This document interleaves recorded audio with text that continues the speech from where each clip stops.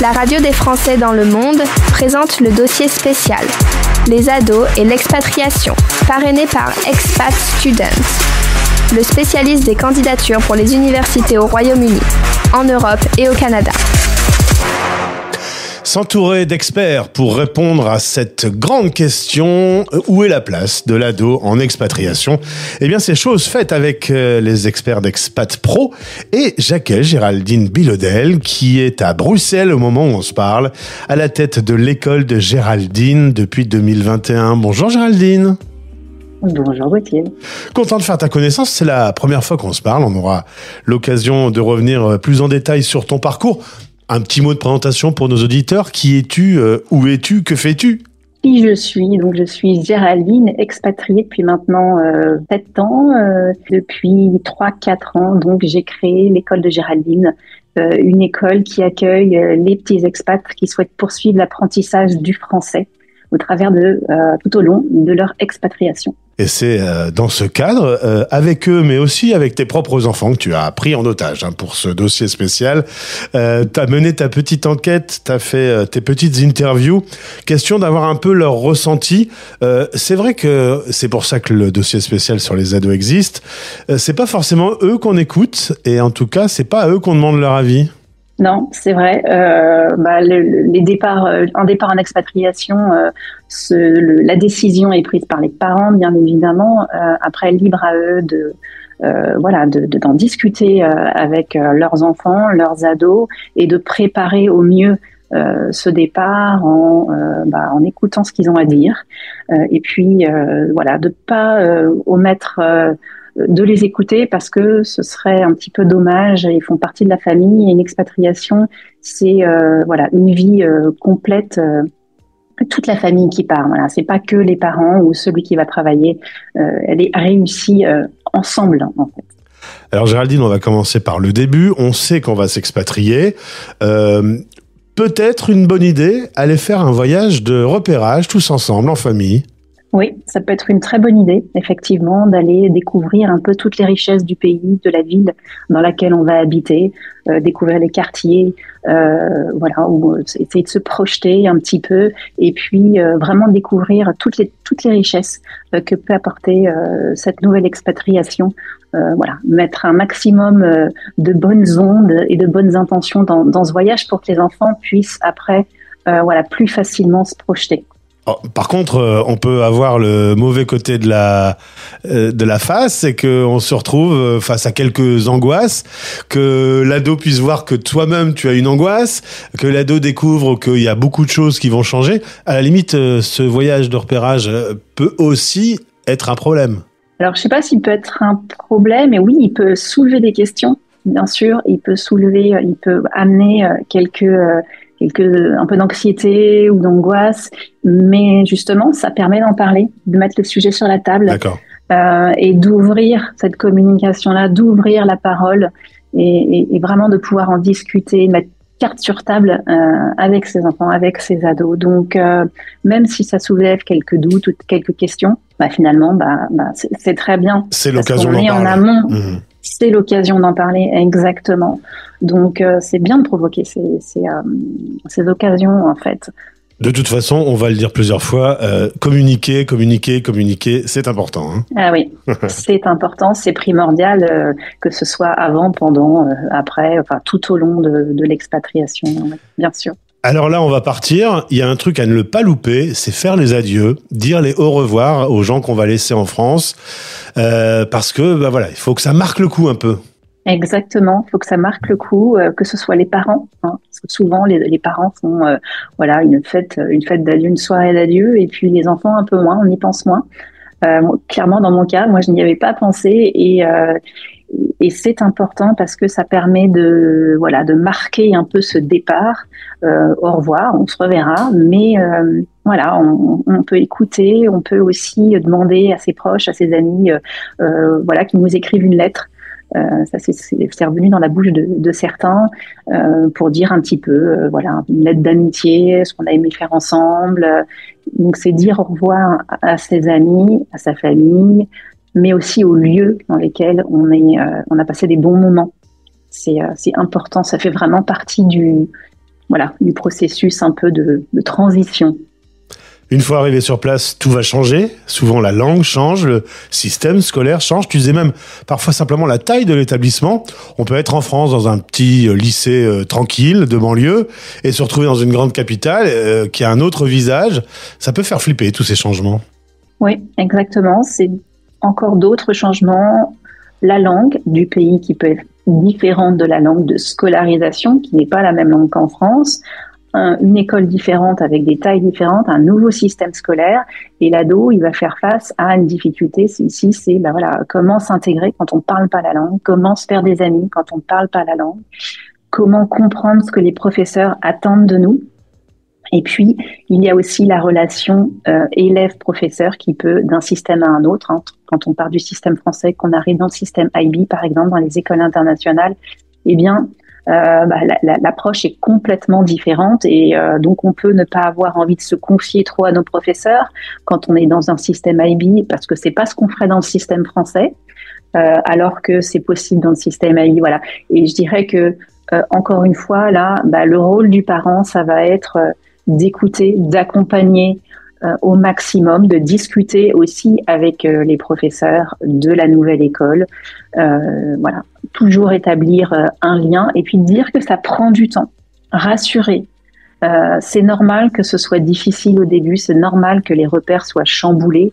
Donc voilà, rassurer aussi beaucoup, discuter toujours. Encore le mot communication, oui, qui est au centre. Et tu conseilles même dans les premières semaines, pourquoi pas de taper à la porte, de rentrer dans la chambre de l'ado, de s'asseoir avec lui et de discuter un petit peu, qu'est-ce qui va, qu'est-ce que tu ressens, etc. Le faire parler un peu. Oui, exactement. Le faire parler et ne pas attendre que ce soit lui qui vienne parce que, alors ça dépend des ados, bien sûr, ça dépend des personnalités des uns et des autres. Mais ne pas, parfois on a des ados qui sont très, qui adorent venir discuter avec nous et d'autres non. Donc là, effectivement, ne pas hésiter à aller toquer à la porte de la chambre et à dire, alors comment ça va, depuis la rentrée, comment tu te sens.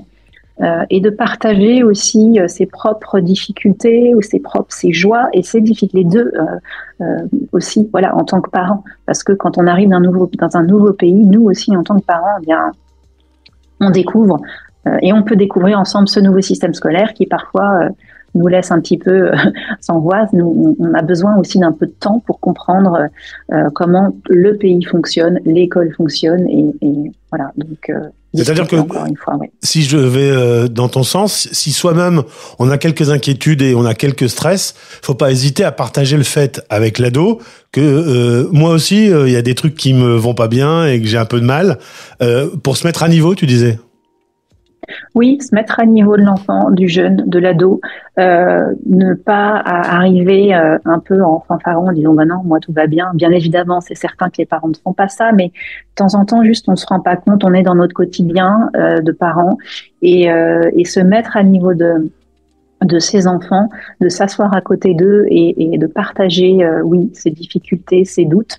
Ça va pas assombrir son quotidien, mais c'est juste dire que c'est normal, en fait, encore une fois, de rassurer et de dire que, on est tous ensemble, on va y arriver, et de mettre en perspective aussi des choix de visite qu'on peut faire le week-end, de pondérer aussi par rapport à ça. Et de dire que ce qu'on a vécu avant, on l'a vécu, c'est pas effacé. Aussi, on peut le mettre en valeur. Alors, on sait que de temps en temps, à l'adolescence, on peut être un petit peu en rebelle face à sa famille, notamment.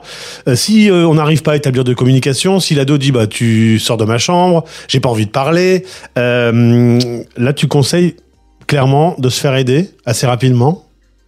Oui, se faire aider, après de dire « ok, j'entends », respecter aussi la parole de ce que votre ado vient de vous dire, mais de proposer de l'aide, de dire ok, j'entends, laisser un peu de temps bien sûr parce que ça peut passer un peu tout seul, mais si on sent, et ça je pense que tous les parents le sentent à un moment donné, si je dirais le silence de l'enfant est trop long, si la discussion est coupée depuis trop longtemps, ne pas attendre trop et se faire aider.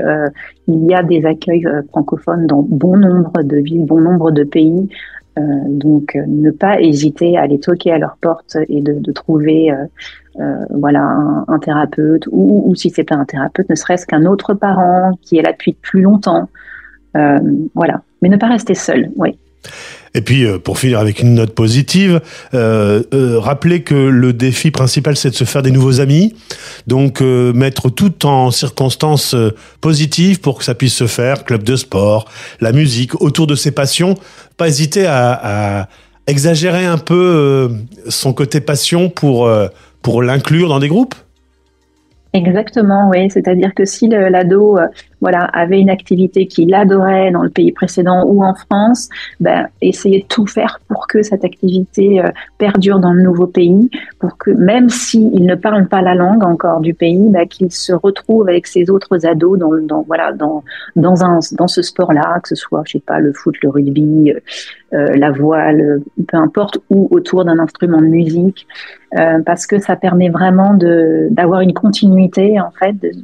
C'est très aidant pour ces jeunes, parce que de commencer un nouveau sport où le jeune va se retrouver dans une langue qu'il ne comprend pas, avec des enfants qui sont peut-être là depuis très longtemps ensemble, voilà, ça risque d'être un peu plus compliqué. C'est possible, bien évidemment, mais à l'adolescence, ça risque d'être un petit peu plus compliqué. Donc favoriser cette continuité dans les activités, je trouve que c'est une bonne idée. Et Géraldine, ma dernière question, tu as utilisé tes enfants notamment pour préparer ce podcast. Quand tu as échangé avec eux, qu'est-ce qui t'a le plus marqué ? Est-ce que, je l'ai souvent remarqué au cours de ce dossier, au début, il y a un vrai frein, il y a une vraie zone noire qui se dissipe, et ensuite, souvent l'ado dit en fait, ça a été quand même une super expérience pour moi, cette expatriation, j'ai appris plein de choses, etc. Qu'est-ce que tu as pu ressentir en échangeant avec eux ?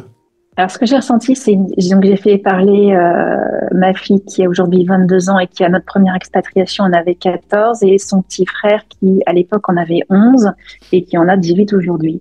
Et ils n'avaient pas du tout la même perception. Ils ont des caractères différents, mais déjà fille-garçon, c'est très, très, très différent. Et ce qui est ressorti beaucoup du côté de ma fille, c'était la difficulté de se faire des amis quand on ne parle pas la langue.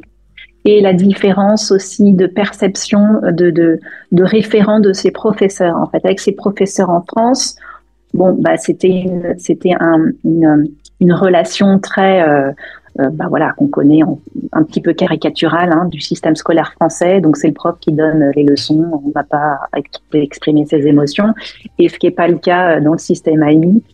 Donc voilà, c'est ce décalage-là auquel elle a dû faire face, et elle a mis un petit peu de temps. Et voilà. Et mon fils, la découverte, c'était qu'il est extrêmement résilient et exprime finalement peu ses émotions, et avait montré peu d'émotions au départ de l'expatriation, mais en final, il y a des choses qui s'expriment. Donc les faire parler, c'est intéressant.